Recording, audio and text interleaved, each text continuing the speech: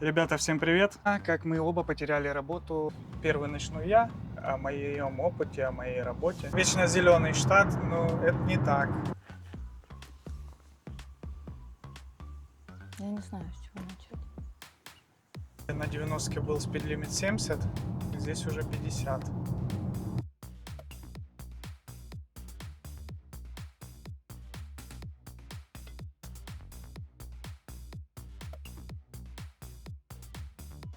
Двигаемся в сторону реки Якима-Ривер. Кстати, здесь ветрено, тепло и очень ветрено. Надеюсь, помпусик вот этот на микрофоне что-нибудь помогает. Вот, подходим к реке. Такой здесь мост. Подвесной мост. Маша каждый раз стремается по нему идти. Мы здесь были, но, честно, мы так к реке перешли через мост и, в принципе, и вернулись. У нас тогда был плотный график, мы не могли чуть-чуть дальше пройтись. А сегодня пройдемся немножко. Вот. Ё-моё, Ого, он мост так шатается. О май гад. Прям аж немножко жутковато, да? А река бурная стала вообще. Бурная и полноводная.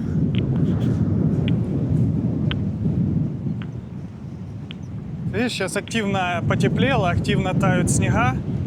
А ветер какой по реке здесь. Вот так, она, в принципе, здесь, по идее, не глубокая.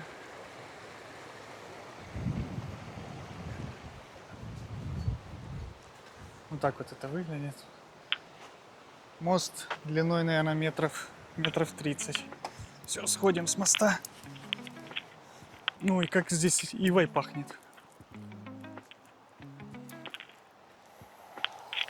Трейл. Указатели везде. Трейл — это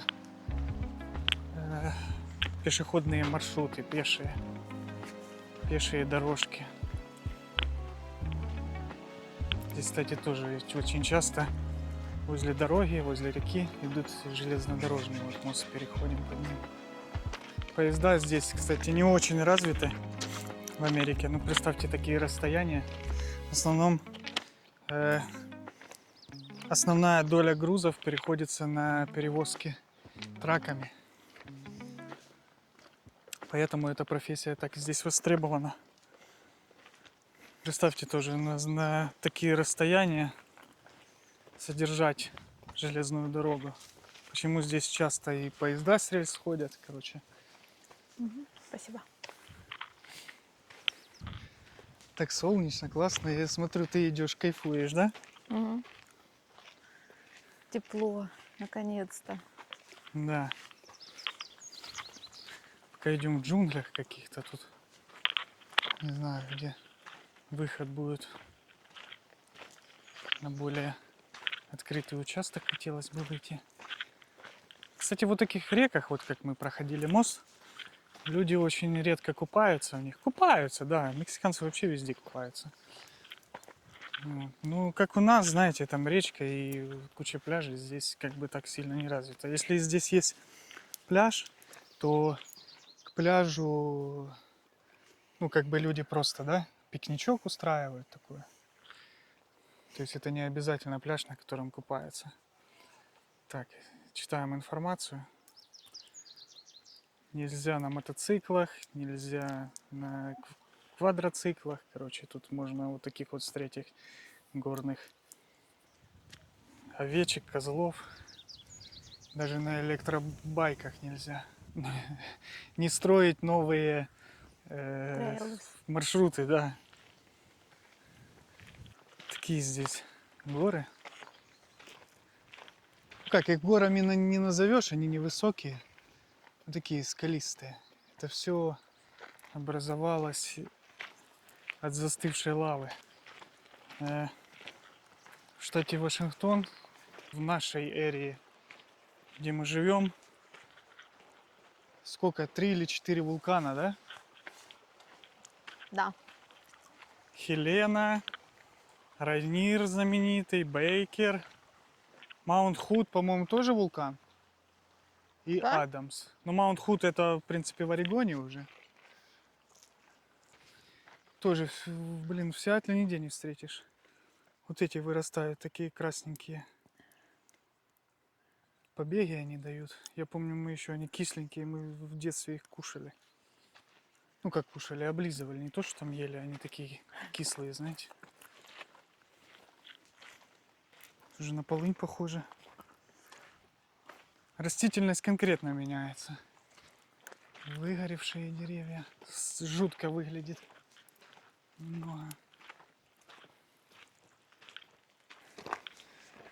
Тоже дедушка, лет, наверное, Так тепло. ну под 70, да, дедушка? Дедушке? И Да. приехал Да вот и не, идет, наверное, под 80. да? Я думаю, И да. приехал и сам идет, кстати.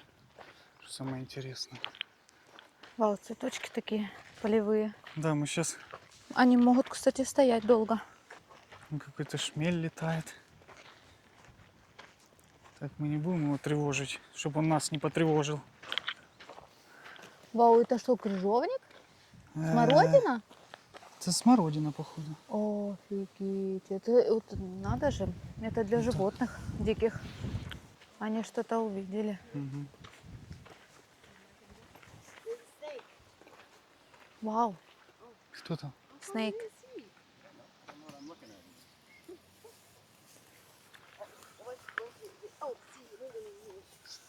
Снейк?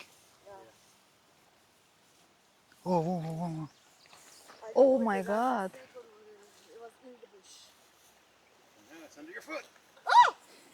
You saw that? Is it dangerous? It's yeah, rattlesnake. But I didn't see any rattle. It's black and gold. Black and gold, huh? Black and gold snake. Yeah. Yeah? Короче, походу, Наверное, здесь может, ядовитые мы- еще змеи есть. Бэк? Да. Так случайно встретили, и люди не побоялись в кусты зайти. Ну, она уползла, конечно, туда, в сторону воды. Ну, уже идти не так комфортно, да, Зай? Ну, я вообще уже не хочу идти. Вот тоже красивенькое место. Ручеек.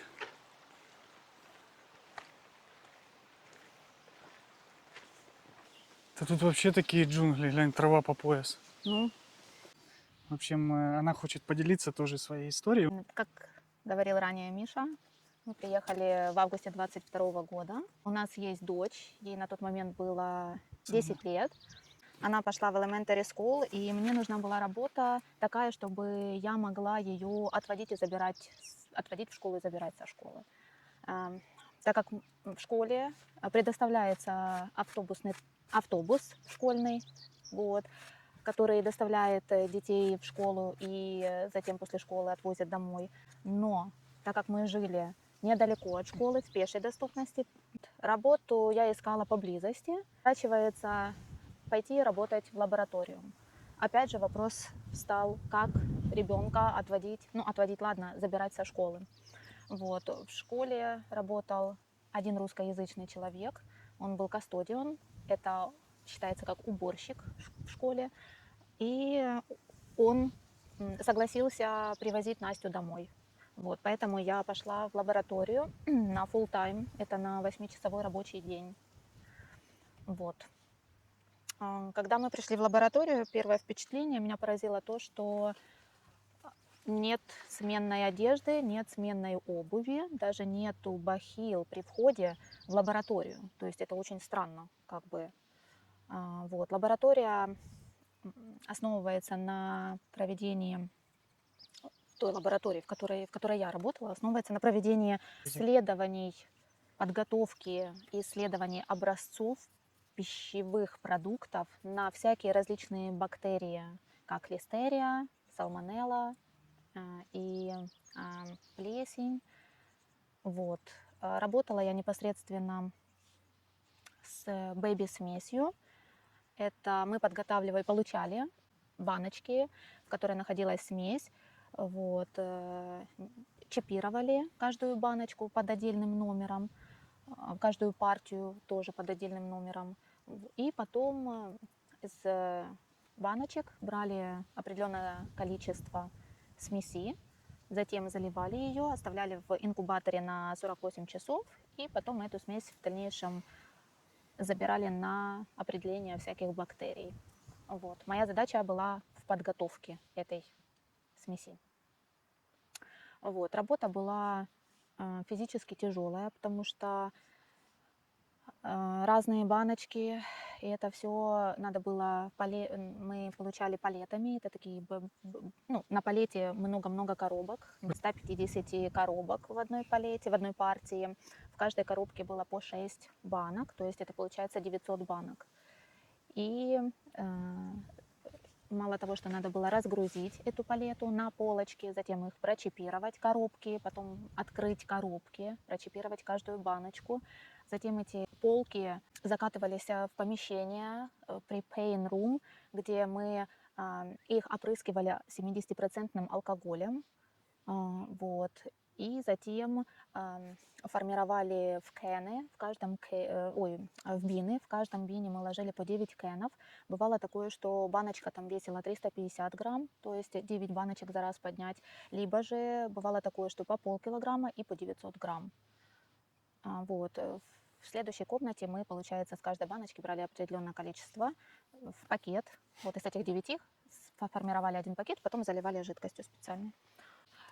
Еще что мне нравилось в этой работе, это то, что предстояло работать с 70% раствором алкоголя и 10% раствором блича. По-нашему это хлорка. В комнатах, где брались образцы, они должны были быть стерильными настолько, что просто как бы ничего там не должно быть. И вот в те комнаты мы, правда, меняли шузы. Постоянно у нас были на руках перчатки, шапочки на головы и халаты. Вот. То в той комнате, конечно, мы меняли перчатки, одевали все стерильное. Вот, заходили, постоянно брызгали, обрабатывали руки алкоголем и поверхности все алкоголем. И не только поверхности, но и ведра. После каждого забора смеси после каждого бина, полученного и отработанного, мы обрабатывали это все алкоголем. В конце смены, перед началом работы и в конце смены мы эти комнаты опрыскивали с бличем, оставляли на 10 минут для того, чтобы оно там покисло. Вот, и потом опрыскивали полностью 70% раствором алкоголя. Это и потолки, и стены, и пол, и все. И включали UV, ультрафиолетовые лампы. Поэтому постоянный контакт с алкоголем и бличем приводил к тому, что ты себя плохо чувствовал, постоянные головные боли. Бывало такое, что когда ты берешь смесь, ну, у нас не было защиты для глаз, маску мы одевали, чтобы в смесь из нашего рта и носа не попадало ничего. В глаз не было никакой защиты, поэтому в глаза попадало постоянно испарение алкоголя, блича. Вот это сказывалось на здоровье. Ну вот представьте себе работать, да, постоянно вот это в комнате, где просто спиртяка, вот эти все пары, это ты этим всем дышишь. И ладно раз, ладно два, ладно три, это можно заработать себе какие-то болезни. И у Маши начались постоянно, у нее и так глаза чувствительные, а это вообще, ну, раздражение слизистых всех, это не есть хорошо. Да. Проработала я в этой лаборатории 1,5 года. Почему?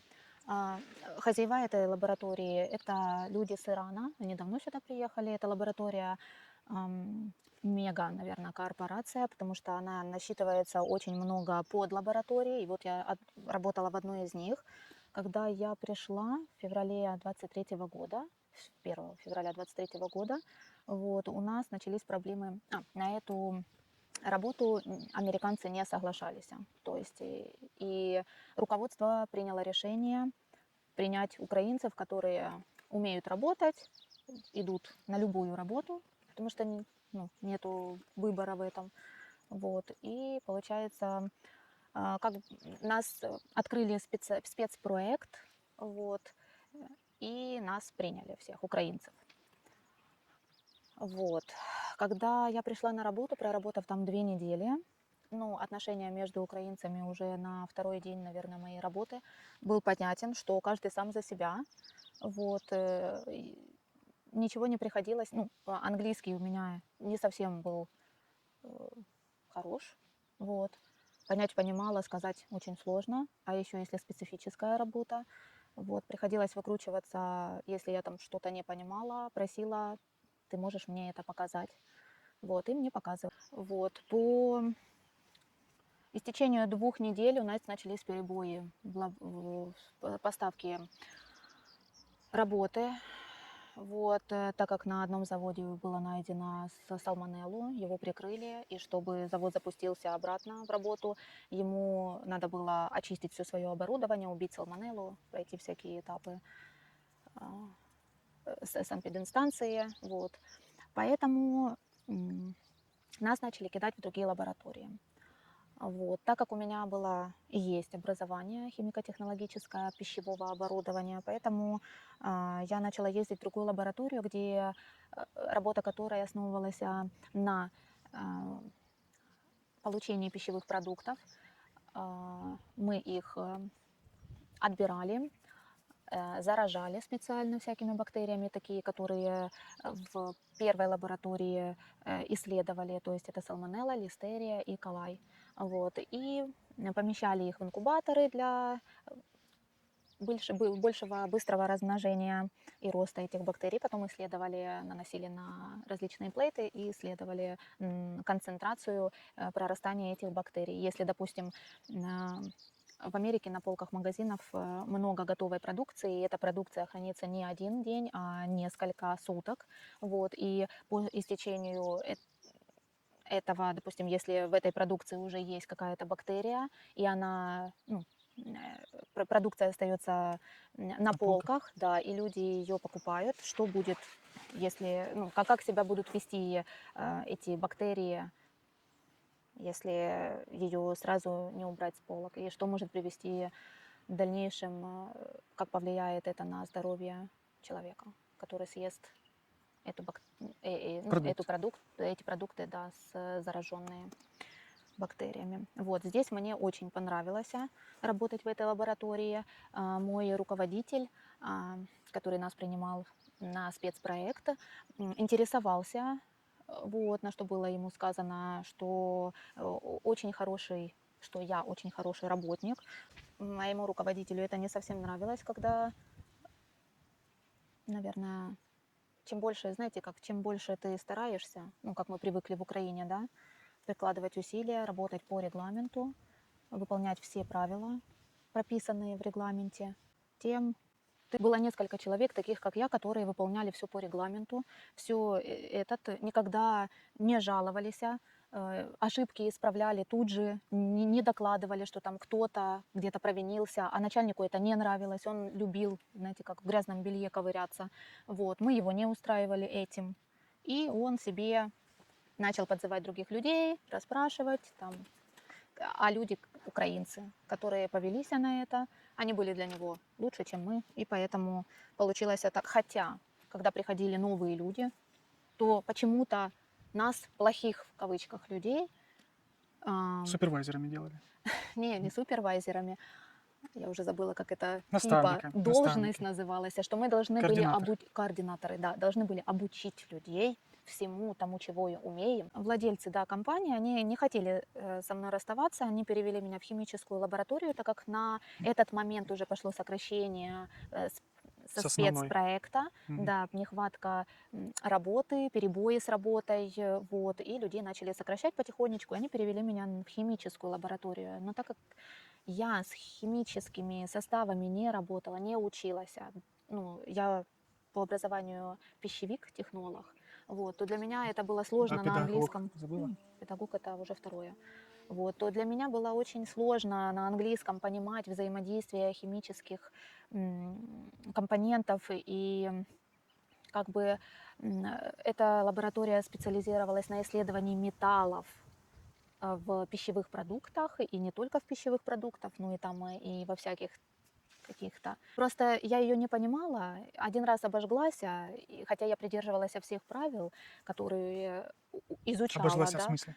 Кислотой. Вот. И получается, что мне прожгло перчатку, вот. И после этого я, конечно, одевала 2-3 перчатки на одну руку, Вот. Ну, морально, наверное, я не выдержала этой работы. Если бы меня перевели в microbiology, это микромолекулярная биология, то там тоже интересно очень, и там нету таких вредных, это либо же пищевая. Короче- А еще хочу добавить, что когда кидали в другие лаборатории, да, и возвращалась я потом обратно в этот спецпроект, то руководитель однажды подошел ко мне и сказал: не надейся на повышение.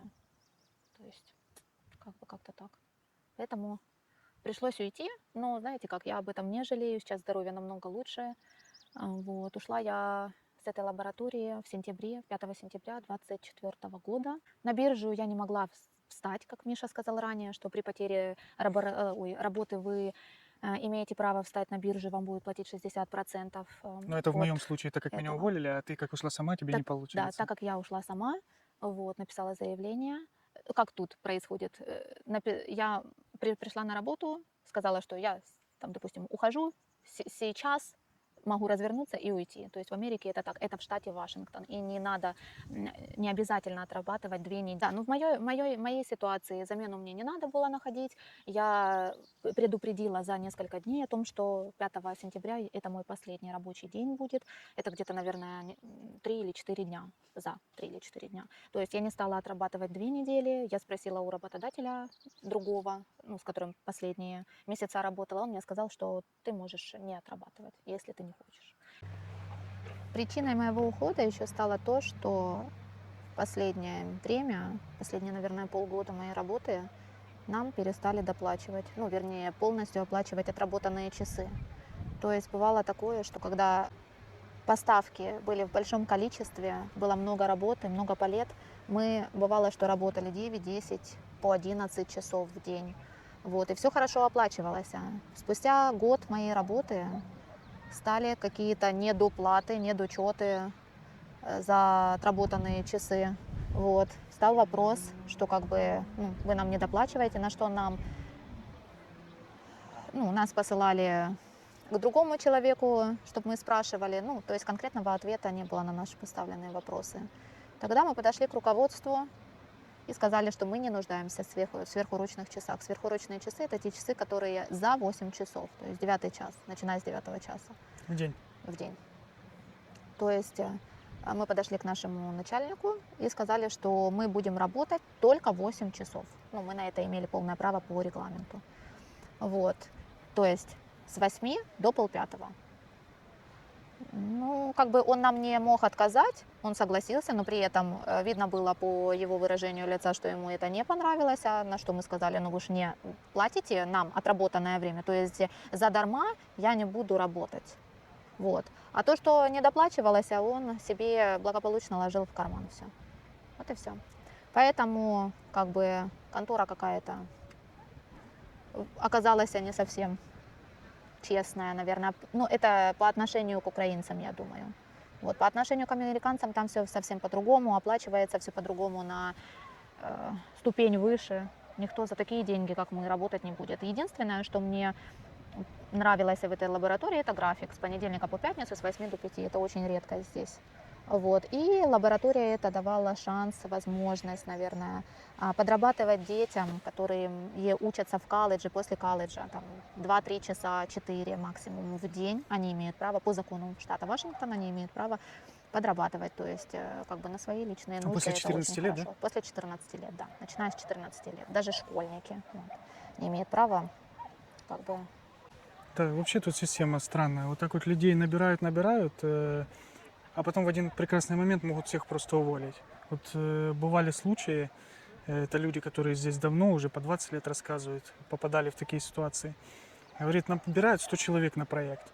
Проект там 3 месяца закончили, все, людей уволили. То есть, это как бы немножко странно. Ты устраиваешься на работу, ты планируешь свою жизнь, ты берешь какой-то кредит, дом покупаешь, кредит, машину и так далее, тебе это все платить надо. И тебя просто вот так и потом плати чем хочешь, получается. Как бы я не знаю, вы сталкивались с такой ситуацией или нет, напишите в ваших комментариях, или что вы знаете об этом. Ребят, в общем, этим роликом мы хотели поделиться с вами нашим опытом. Самое главное, какая ни была ситуация, никогда не опускайте руки, двигайтесь вперед. Все лучшее ждет нас с вами впереди. Так что подписывайтесь на канал, оставляйте ваши комментарии, ставьте лайки и до скорых встреч. Пока-пока.